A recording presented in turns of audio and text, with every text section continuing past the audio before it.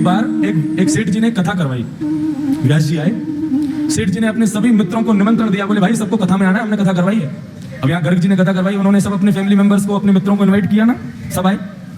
तो जैसे कोई अगर अच्छा हमारा दोस्त आता है तो हम क्या करते हैं, उसको स्टेज पर लेकर के जाते हैं महाराज जी से मिलवाने के लिए, महाराज जी हमारा बहुत अच्छा दोस्त है ये। ऐसे ही वो सेठ जी ने कथा करवाई तो उनका एक दोस्त आया, अपने दोस्त को लेकर के ऊपर मंच पर गए और मंच पर जाकर के महाराज जी से मिलवाया।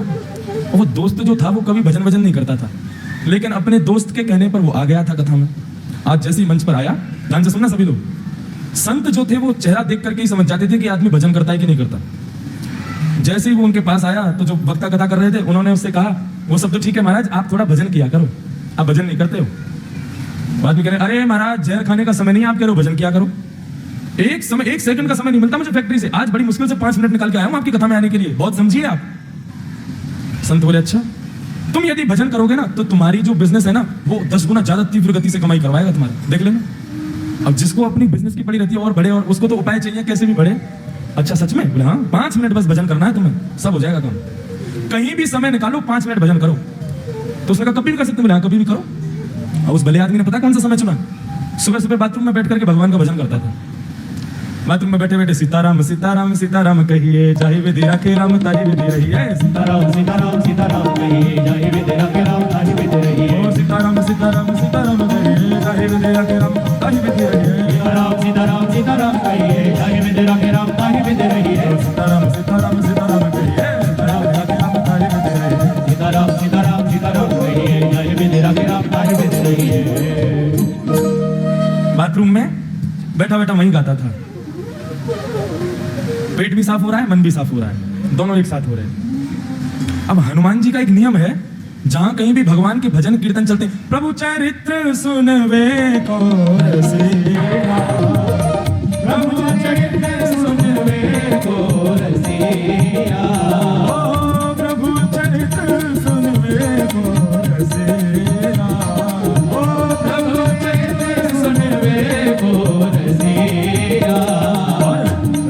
लखन सीता बसिया, राम लखन सीता बसिया।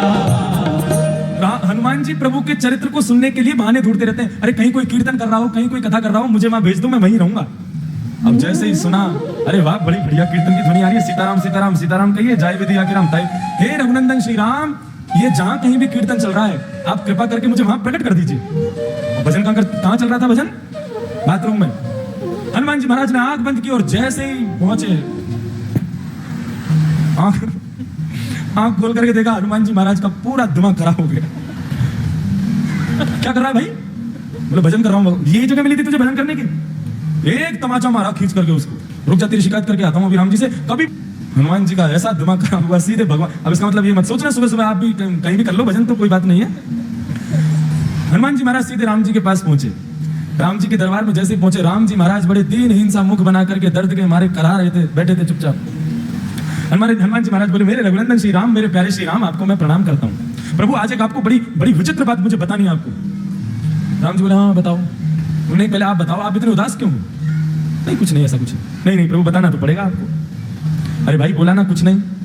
प्रभु आपको मेरी सौगंध, बताइए ना क्या बात है, मैं आपको दुखी नहीं देख सकता, आप एक बार बताइए तो सही क्या कष्ट है। राम जी बोले, हमारी पीठ में बहुत तेज दर्द हो रहा है। बोले क्यों? बोले स्वयं खुद ही देख लो। जैसे ही पीछे पीठ के पास गए, हनुमान जी बोले कहां देखना है? बोले हमारा अंग वस्त्र हटाओ। अंग वस्त्र जैसे ही हटाया, महाराज बानर के पंजे का निशान बना हुआ था वहां पर। हनुमान जी महाराज बोले, प्रभु किस बानर की इतनी हिम्मत हो गई, मेरे होते हुए आप पर प्रहार किया उसने? राम जी बोले, बस ऐसे ही है, कुछ लोगों को ज्यादा ही छूट मिल गई। बोले नहीं प्रभु आपको बताना तो पड़ेगा, ये लगी कैसे आपको? राम जी बोले, हम नहीं बोलेंगे। बोले नहीं प्रभु बताना पड़ेगा। बोले हम नहीं बताएंगे। बोले आप मत बताओ, मैं अभी फिंगरप्रिंट चेक करवाता हूं ना, किसके फिंगरप्रिंट्स हैं इस पर। सारे बानरों को बुला लिया विश्व भर के और कहा, किसकी हिम्मत हुई मेरे राम जी को हाथ लगाने की? बानर सब कांपने लगे। बोले महाराज हमारी हिम्मत नहीं है, हम तो राम जी को दूर से देख के भाग जाते हैं, आप जो उनके पास रहते हो हम मारने की सोच भी नहीं सकते। बोले ऐसे नहीं बताओगे, एक एक करके आओ और अपना हाथ रखो, जिसका हाथ यहाँ पर सटीक बैठ गया उसी ने मारा है। और एक एक करके सारे बानर जा रहे हैं, राम जी के उस पंजे पर हाथ लगा रहे हैं। राम जी मन ही मन प्रसन्न हो रहे हैं, कर लो सब कुछ कर लो, जो करना है कर लो। एक एक करके सारे बानर चले गए, महाराज एक का भी हाथ नहीं बैठा। हनुमान जी चरण पकड़ के बैठ गए, प्रभु बताइए ना किसने मारा? इनमें से तो कोई भी नहीं था। अच्छा बता दूं? बोले हाँ बताओ। तुमने अपना हाथ लगा के देखा क्या? हनुमान, अच्छा मैं आपको लगता है मैं मारूंगा? नहीं, मैं मार तो नहीं सकते, पूछ रहा हूँ, तुमने लगा के देखा? बोले नहीं, एक बार देख के आओ। हनुमान जी महाराज पीछे के घबराने लगे, कांपने लगे, बोले मैं हाथ कैसे लगाऊं? और जैसे जैसे हाथ पास आता जावे वो वैसी वैसी मैच होता जावे, और जैसे ही रखा बिल्कुल उसी शेप का था जिस शेप का हनुमान जी का हाथ। हनुमान जी रोने लगे, प्रभु मुझसे ये अपराध कैसे हो गया? तब राम जी कह रहे थे कि भक्त भक्ति भगवंत गुरु चतुर नाम बपुए, तिनके भगवंदन किए नाशहि विघ्न। हनुमान, भक्ति, भक्त, भगवान और गुरु, जब मनुष्य मेरा भक्त बन जाता है ना तो वो मेरा ही स्वरूप हो जाता है। उस पर आया कष्ट वो मुझे भी लगता है। तुमने मेरे एक भक्त को मारा, वो पीड़ा मेरे भक्त को कम हुई, मुझे ज्यादा हुई है, इसलिए मेरी कमर में लगा है। बंधुओं, भगवान कहते हैं जब व्यक्ति सर्वस्व मुझे अर्पित कर देता है तो उसका दुख मेरा दुख है, उसका सुख मेरा सुख है, उसका आनंद मेरा आनंद है, और वही भक्ति पथ का पहला स्वरूप है।